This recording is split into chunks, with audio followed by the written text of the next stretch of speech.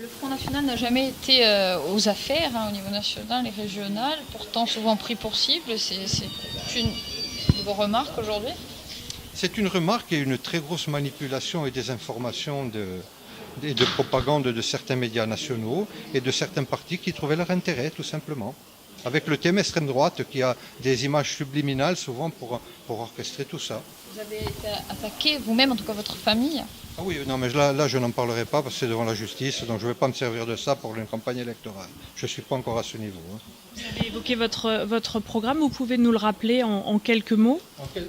En quelques mots, je pense que le programme, c'est la définition de l'économie de la Corse que les gens attendent. C'est des zones de relance, c'est que pour les artisans, pour les commerçants, il faut passer de la politique des grands travaux à l'aide de l'artisanat, du commerce, du tourisme et de l'agriculture. Voilà, surtout avec le côté phare de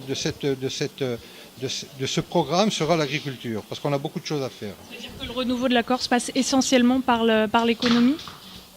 Par l'économie, justement? Par l'économie, oui, madame. Parce que quand on a 40 000 pauvres, je pense qu'il faut remonter tout ça par le travail et redonner espoir aux gens.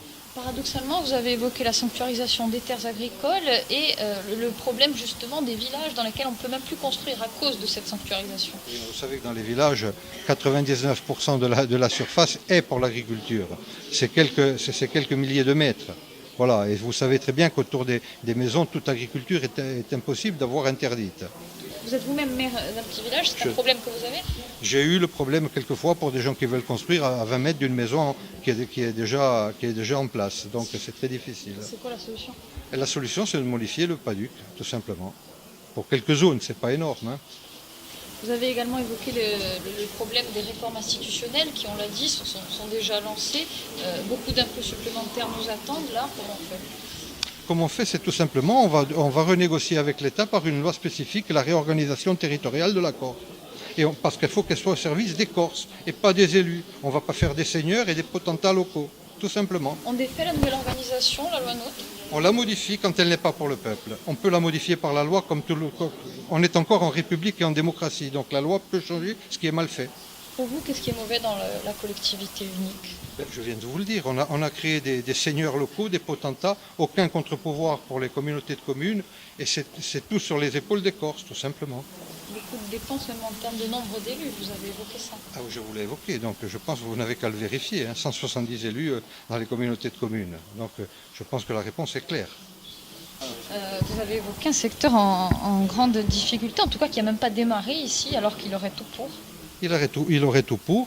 D'ailleurs, j'ai remarqué que la région Alsace, par exemple, a pris des mesures très intéressantes pour les agriculteurs, là, avec des formations, des primes, etc., etc. Tout ce qu'on peut faire, parce que c'est l'avenir.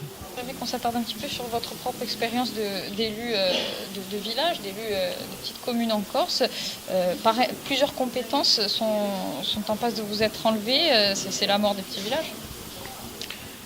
Vous savez, les petits villages, ils avaient un avantage. C'est les avantages fiscaux pour les ménages. C'est-à-dire que les taxes d'habitation ne sont pas trop chères, les taxes foncières non plus, l'eau n'est pas trop chère, l'assainissement non plus. Alors, il sera hors de question, parce que vous aurez des groupements de maires qui refuseront de céder ces compétences. Parce que les gens ne vont pas passer de 150 € à 600 € par an. C'est pas normal. C'est la menace, ouais. Pourtant.